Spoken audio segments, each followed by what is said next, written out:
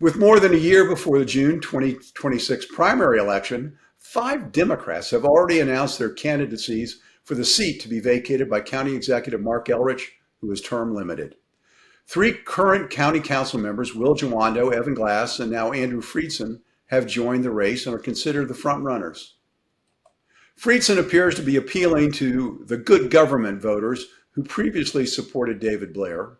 Jawanda has already been endorsed by Mark Elrich, is looking to solidify the support among the Tacoma Park Silver Spring Coalition, while Evan Glass is building support from both the business community and social justice advocates.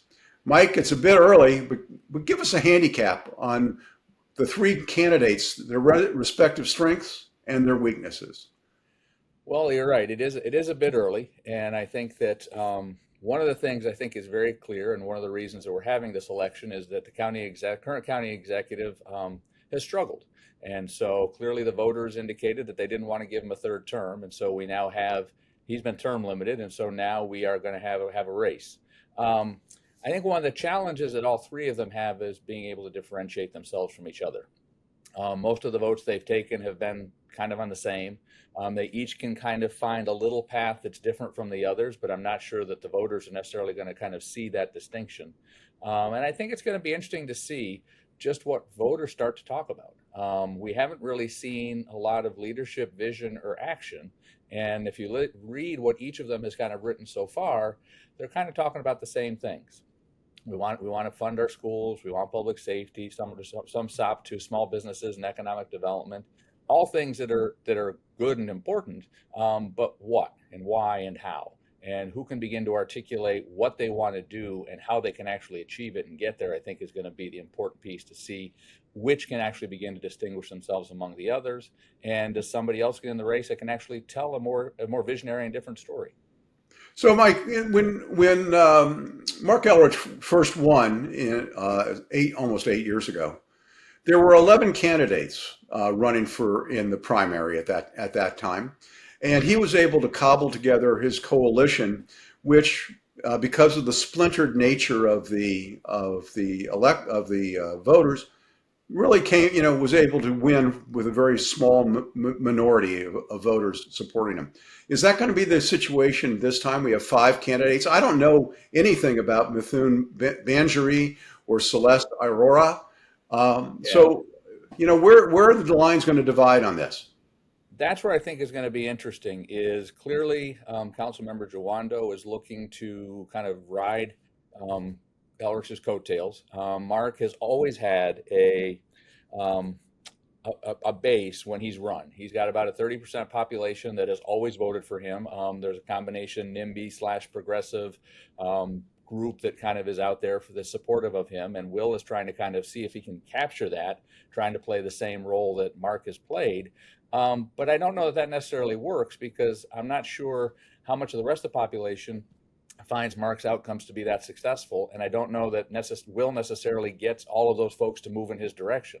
So in the absence of that, it's going to be a question of kind of who can start to your point, cobble together an actual coalition, because I'm not sure one exists yet, and I'm not sure there's a clear path that any of the 3 of them have. So, Jackie, it comes as no surprise that here in Montgomery County that the winner of the Democratic primary will have an advantage over the Republicans. And while no Republican has formally entered the race, many expect Reardon Sullivan to run again. What is the path forward for a Republican candidate in the general election? Well, so I haven't spoken to Sully yet, so I'm not entirely sure if he's running or not at this moment. But I think the path forward is really straightforward. It's the economy, stupid, and it's for years and years, at least since as long as I've been living here, it's gotten more and more expensive to live here, and a lot of that is due to the policies of the council and the county executive. They're going to try and pass the blame off to Westmore, to the state assembly, or to the federal government. But the truth is, a lot of the taxes that have been raised are, I guess you could give a little bit of blame to the state assembly on Kerwin pushing the bills off to the counties, but a lot of those choices are being made by the county executive, and our budget this year was insane. But rather than making responsible cuts, we're just continuing to play into the hands of the teachers' unions and focusing on other things like gas-powered leaf blowers and, climate agenda, rather than making this place a more affordable place to live.